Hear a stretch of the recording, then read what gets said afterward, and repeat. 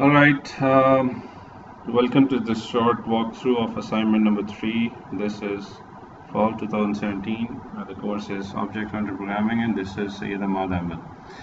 Alright, so let's look at the assignment handout. So this assignment is very interesting, and this will uh, give you a good practice related to classes and their relationships. So far you've been dealing with just single class projects and assignments, but in this assignment you will be dealing with with project which has multiple classes interacting with each other. So this assignment is about classes and their relationships. Anyways, so the assignment is basically an address book application, which is specifically for the CS department, the department secretary, uh, who might need the contact details of any student at any time. So the user would be the department secretary, let's say Nabil. So Nabil will be using this application, so there will be a authentication function, and that username password should be in a file, and you should read the username and password from the file and authenticate the user. So you should have a login authentication related function in the class DSU ABMS. So there will be a class DSU ABMS as stated over here. So I'm just jumping to the hints first. So just to identify what classes you will be having. You will be having a DSU ABMS class, which is basically the whole system class, which will include functions related to displaying menus, and one that I've just discussed, that is related to login. Similarly, all these functionality, updating a student, deleting, adding a student, calling a student, so all these functions would be included in this class. Secondly, there will be a class called address book, and the name of that object would be called students. In that address book, there will be a dynamic array of the student class type. So there will be a class student as well, which will include the details of the students. The attributes would be the 4 attributes which are mentioned here. Alright, so there will also be a caller class, as discussed in the class, that there will be an association with this class, and when this call student option is selected, so this class will have a function, let's say call student, so that would be called from this address book, from this particular address book. Alright, so the student class will contain these attributes and their getters and setters, of course, and this will be the driver file, which will have an instance of the DSU ABMS class, and initially you will call the login function in the of this class in the driver file, and so on. So once validated, this menu will be printed, and this menu of course should be displayed again, and the logic should be inside a loop until the user presses exit. After each operation, this menu should be displayed, so think about this logic. And we have these 4 major operations apart from exit. One would be add student. In the case of add student, when you start DSU ABMS and when you create the address book will be created. So address book, let's say at the default constructor of the address book would create an address book of, let's say, size 10, for example. So initially so there'll be 2 things. One is the size of the array, the other would be the actual count of students. So initially the size would be 10, which is the capacity of the array. The count variable will be having the actual number of students which are in the records. So the records would be a separate file, So let me just tell you a sample format of the file, which I'll just create a sample file. Let's say this file is called students, and these 4 attributes, which are name, roll number, address, and cell number. So for simplicity, instead of reading the file till end of file, you can do this, that you can have the number of records in a file as in the first line. So let's say we have 2. This means there are 2 records in this file, 2 student records in this file. So for each of these 2 students, we'll have the name, roll number, address, and contact number. So let's say the name is Ahmad, and the roll number is CS142001. What else?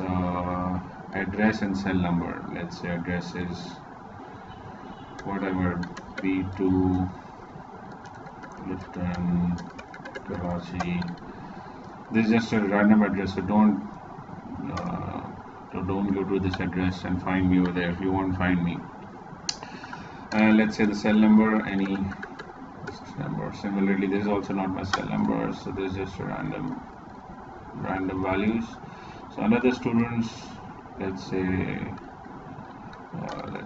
Salma Javed, any random. So let's say 002. Let's say Gulshan, whatever. See guys, so the student record, the second student's record is here, and then we'll just save the file. So this is the input file which we'll have. So you'll first read the number of records in the file, then for each record you'll read 4 lines. So 4 lines means first the name, and you can assume that the first would be the name, second would be the roll number, third line would be the address, fourth would be the phone number. So you'll read each, like 4 lines for each student. So 2 means there'll be 8 lines. So this is how you'll read the file. Alright, back to this. Let me check if the recording is still going on. Yes, it's going on. So initially when the program starts, a good idea would be to load all the records which are available. So load the file students.txt whenever your program starts. So this is what you need to do. And when you call add student, you don't need to open the file and add the student in the file. You will just have to add that third student, in this case third would be the new student, in the array only. So you'll just add that third student in the index number 2 of the array. That is the third element. You don't need to save the third student or any new student that you add at that time. The new students would be added when you call save and exit. Then only filing will come into action. So the only point where you need to do filing is when the program starts, and the other thing is, the other point when you need to do filing is when you call this option save and exit. If you call exit without saving, then even if you have added 100 student records and you call exit and you select the option exit without saving, you will just still have these 2 records since you didn't save what you've added. So make sure if you want to really save the records, you press E. So the filing would be done when you press E.